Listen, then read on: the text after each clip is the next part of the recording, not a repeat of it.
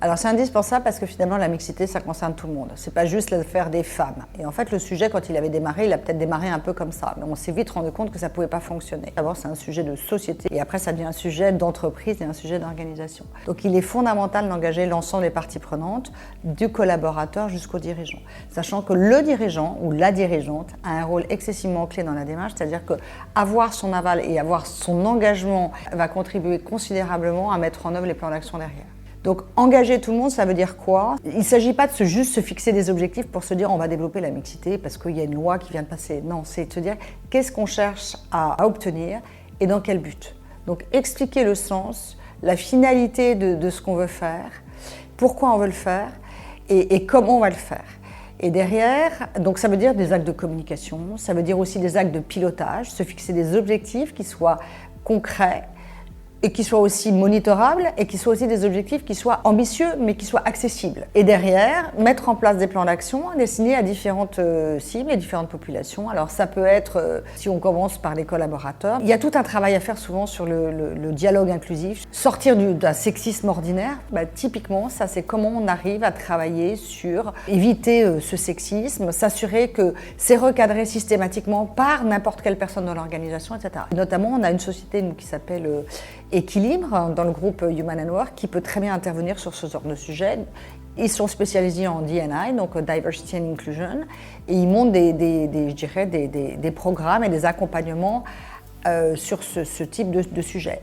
Ensuite, qu'est-ce qu'on peut faire? On peut travailler aussi avec les managers. Les managers, au quotidien, ils travaillent au développement de leurs talents, au management de leurs équipes. Donc, quel est le cadre qu'ils veulent donner à ce management?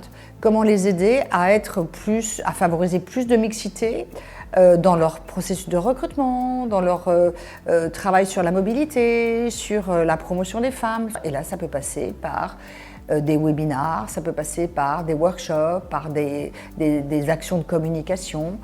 Même chose sur les dirigeants. Les dirigeants, eux, qu'est-ce qui peut les intéresser, c'est qu'est-ce que les leaders peuvent faire par rapport à ça. Donc il y a un sujet de sensibilisation, de bien comprendre où sont les bénéfices pour eux. Travailler sur la mixité, ça développe quoi? La performance de l'entreprise, parce qu'il y a une meilleure complémentarité, mais ça travaille aussi sur la rétention des talents, sur l'attraction des talents. Ça veut dire aussi s'assurer qu'il y a des règles qui sont mises en place dans l'ensemble de l'organisation, comme par exemple prendre son congé paternité quand on est un jeune homme, sensibiliser les dirigeants à tout ça et qui se fixent leur feuille de route permettra d'engager les différentes parties prenantes et de faire évoluer le sujet dans chaque entreprise.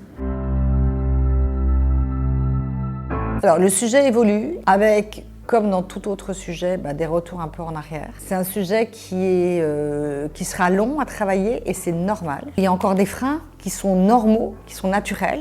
Et notamment, il y a des générations d'hommes qui se sentent un petit peu défavorisés aujourd'hui. Donc oui, sujet complexe, qui avance, mais c'est bien pour ça que c'est important de travailler tous ensemble et d'engager tout le monde. Et c'est que comme ça que le sujet, à un moment ou à un autre, aboutira à évoluer.